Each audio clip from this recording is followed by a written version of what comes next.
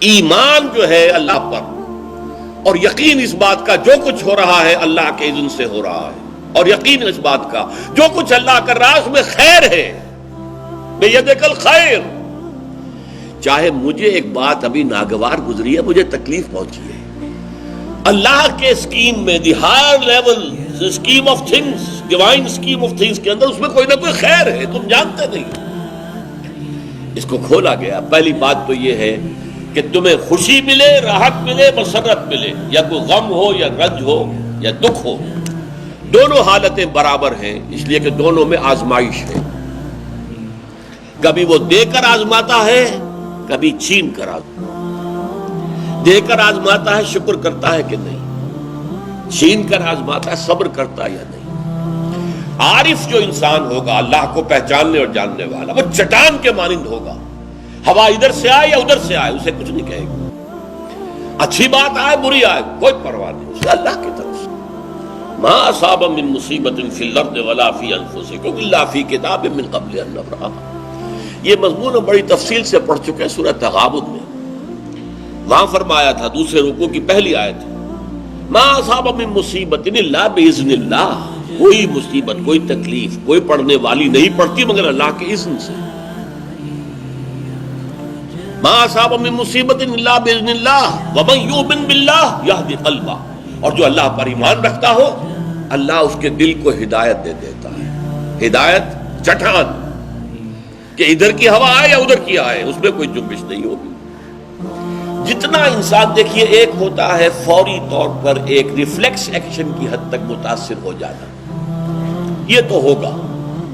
آپ کا ہاتھ یہاں رکھا ہوا تھا، کسی چیز نے کاٹا، آپ کا ہاتھ فوراً جو ہے اٹھ کے آ جائے گا، اس میں آپ کے ارادے کو کوئی دخل نہیں ہے، یہ ریفلیکس ایکشن ہے، آپ کی سوچ کو، آپ کے ارادے کو کوئی دخل نہیں۔ تو کسی خیر سے عارضی سا فوری سے ہی مسرت ہو جانا، اور کسی تکلیف سے عارضی سی فوری سی کوئی اس کا تاثر ہو جائے، یہ خلاف ایمان نہیں۔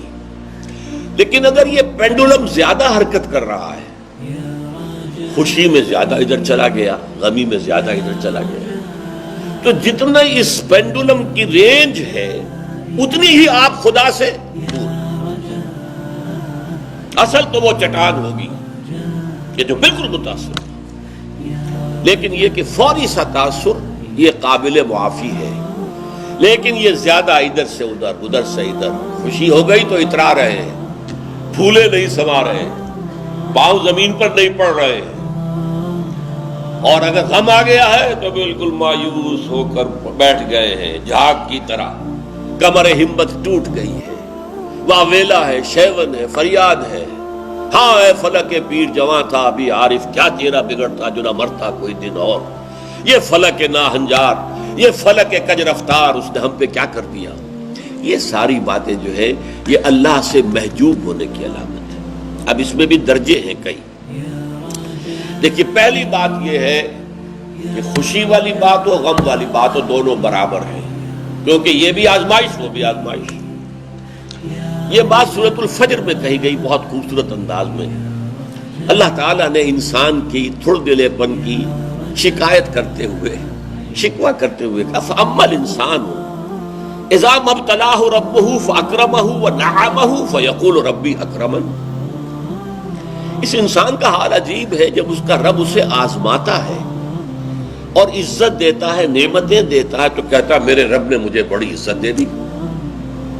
وَأَمَّا إِذَا مَا ابْتَلَاهُ فَقَدَرَ عَلَيْهِ رِزْقَهُ، اور جب اللہ آزماتا ہے اسے اور اس کی روزی تنگ کر دیتا ہے، فَيَقُولُ رَبِّي أَهَانَنِ، یہ کہتا ہے رب نے مجھے ذلیل کر دیا۔ کلا، ہرگز نہیں۔ اب یہاں دیکھیے، سوچئے اس نے کیا غلط بات کہی۔ عزت دی تو اللہ نے دی، اور ذلت آئی تو اللہ کی طرف منسوب کر رہا۔ اس نے کسی بت، کسی دیوی، کسی دیوتا کا ذکر تو نہیں کیا نا، وہ مشرک تو نہیں ہے، پھر کیوں اس پہ تنقید کیوں ہو رہی ہے؟ وَأَمَّا الْإِنسَانُ إِذَا مَا ابْتَلَاهُ رَبُّهُ فَأَكْرَمَهُ وَنَعَمَهُ فَيَقُولُ رَبِّي أَكْرَمَنِ وَأَمَّا إِذَا مَا ابْتَلَاهُ فَقَدَرَ عَلَيْهِ رِزْقَهُ فَيَقُولُ رَبِّي أَهَانَنِ۔ کلا، کیا مطلب؟ یہ دونوں ابتلاءات ہیں، وہ بھی ابتلا ہے، یہ بھی ابتلا ہے۔ وہ چھین کر بھی آزما رہا ہے، دے کر بھی آزما رہا ہے، یہ تو آزمائش ہے، دونوں برابر ہیں۔ لیکن اس سے اگلا مرحلہ اور ہے۔ عام طور پر ہم یہ سمجھتے ہیں کہ تکلیف والی آزمائش سخت ہے اور خوشی اور مسرت اور نعمتوں والی آزمائش جو ہے یہ ہلکی آزمائش ہے، آسان ہے۔ معاملہ اس کے برعکس ہے۔ تکلیف میں ہوں گے اللہ کو یاد کریں گے، پکاریں گے، دعائیں کریں گے، اور اگر نعمتیں ہوں گی غافل ہو جائیں گے، بھول جائیں گے۔ کون سا امتحان زیادہ سخت ہوا نتیجے کے اعتبار سے؟ تکلیف والا امتحان زیادہ سخت نہیں ہے۔ مسرت، کثرت ہر شے کی، یہ چیز زیادہ نقصان دہ ہے، زیادہ بڑا امتحان ہے۔ اس لیے خلق قرآن کے مسئلے پر جب وہ مار ماری گئی تھی امام احمد ابن حنبل رحمۃ اللہ علیہ کو، کہ جس کے بارے میں کہا جاتا ہے کہ اگر وہ مار کسی ہاتھی کو ماری جاتی تو وہ بھی چیخ اٹھتی، اس وقت ان کی آنکھوں میں کبھی آنسو نہیں آئے۔ پھر جب حکومت بدل گئی اور اب دارالخلافہ جو ہے اس میں وہ شخص متمکن ہے کہ جس کا نظریہ وہ خلق قرآن والا نہیں ہے، اب خلیفہ ایک آدمی کو بھیجتا ہے اشرفیوں کی تھیلی دے کر، یہ ہدیہ ہے، یہ نذرانہ ہے، جا کر احمد ابن حنبل کو دے آؤ۔ جب اس نے آ کے پیش کیا، رو پڑے، اے اللہ میں اس آزمائش کے قابل نہیں ہوں، یہ آزمائش سخت ہے۔ کہیں سے انعام پا کر حکومت سے پھر حق پر قائم رہنا مشکل ہو جائے۔ یہ ہے وہ صورتحال۔ ما اصاب من مصیبت فی الارض ولا فی انفسکم الا فی کتاب من قبل ان نبرأها ان ذلک علی اللہ یسیر لکی لا تأسوا علی ما فاتکم ولا تفرحوا بما آتاکم واللہ لا يحب كل مختال فخور۔ اور اللہ تعالیٰ کو شیخی خورے، فخر کرنے والے، اکڑنے والے بالکل پسند نہیں۔ الذین یبخلون ویامرون الناس بالبخل، جو اس حجاب میں آ جاتے ہیں وہ بخل کریں گے۔ دولت ہی سب سے بڑی شے ہے، سنبھال کر رکھو، خرچ کرو گے تو ختم ہو جائے گی، دولت کی بنیاد ختم ہو جائے گی۔ اپنی تجوریوں کو بھر کر رکھو، خالی نہ کرو۔ اور جو شخص خود بخل کرتا ہے وہ دوسروں کو بھی بخل کا مشورہ دیتا ہے تاکہ اس کے اپنی بخیلی پر بھی پردہ پڑا رہے۔ بھائی کیا کر رہے ہو تم نے؟ دونوں ہاتھ کھلے چھوڑ دیے ہیں، تمہیں کوئی فکر نہیں ہے، تمہاری اولاد ہے، اس کے ضرورت تقاضے ہوں گے، تمہاری بچیاں ہیں، ان کے ہاتھ پیلے کرنے ہوں گے، کیا تم نے سوچا ہوا؟ وہ مشورہ بھی بخل کا دیں گے تاکہ ان کے اپنے بخل کے اوپر بھی پردہ پڑا رہے۔